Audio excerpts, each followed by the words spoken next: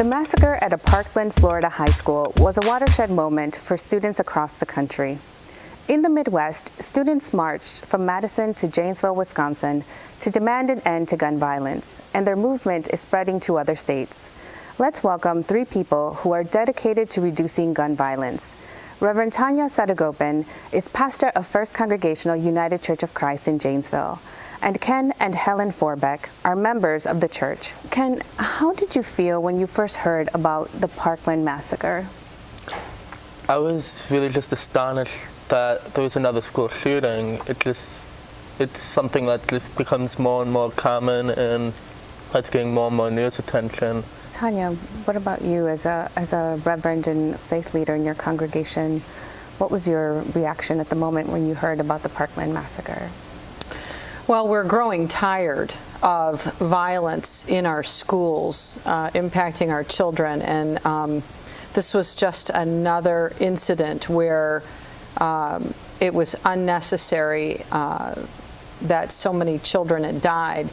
What really got my attention after the shooting was the courage of the young people who spoke out and demanded not one more. It was as if our courage grew as I watched those videos of the people grieving the loss of their own family members, taking such a powerful stand. And that was really, it gives all of us courage.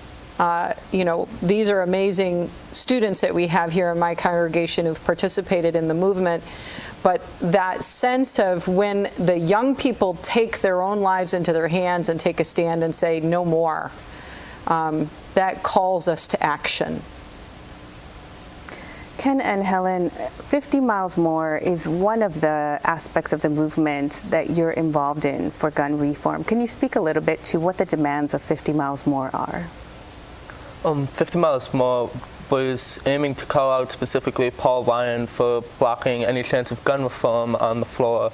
And they also demanded that we have sensible gun control reform, like raising the age of being able to buy guns to 21, banning bump stocks, and not having any military-style weapons in civilian life. Ken, what was the reaction on the road as you marched? On the road as we marched, it was, I think some people are astonished to see a bunch of teenagers marching 50 miles, because that's not a feat you do every day. And it was, actually, there was a lot of people that were very supportive, especially when we were walking past the houses. And though there were a few people that were not so supportive, like they'd say insults or they'd just give us a rude gesture as they drove by. 50 Miles is one of the movements that you're involved in, but I understand that you're involved in several other movements as young activists. Can you speak a little bit and share as to what some of your work is? A month after the Parkland shooting, the March for Our Lives people decided to do a walkout, and I heard about it the week before, and then I noticed our school wasn't doing one, so I decided to set one up in a week. And what was the participation like at your school? I think there were around like 800 people. Wow, that's a lot. Yeah. Ken, can you tell us a little bit about how the March 14th walkout was for you? During March 14th, when we were sitting on a classroom minutes before we were going to get up and walk out, I had people looking at me. They were waiting patiently. You could feel like the tension building up. And then when we got there, we stood up, we walked out, and it was snowy, it was cold. But we stood together in a circle with our classmates from all across the country and our teachers with so many different backgrounds. And I held out my hands to the people next to me. They held my hands, and then it spread in a wave of love and peace and an end to this violence. One of the things that happened is Helen contacted me and said, Pastor Tanya, I think this is important and I want to organize a walkout at my high school. Would you let me speak in church? and invite people to come out to support what we're doing. And I said, absolutely. So we started in the worship service, and then that week was the walkout. And multiple people in our congregation came out who also are tired of the violence and our children being put at risk. So that was really the launching pad. It gave us a venue, really, to express the angst and anger and frustration and a sense of that nothing can be done against the political establishment. So Helen was really the catalyst for us feeling that we can take our faith into the streets, that we can take our Christian belief in nonviolence and have it make a difference. In our church, we're the progressive voice of Christianity in Janesville. And we care how we take our faith and make it real.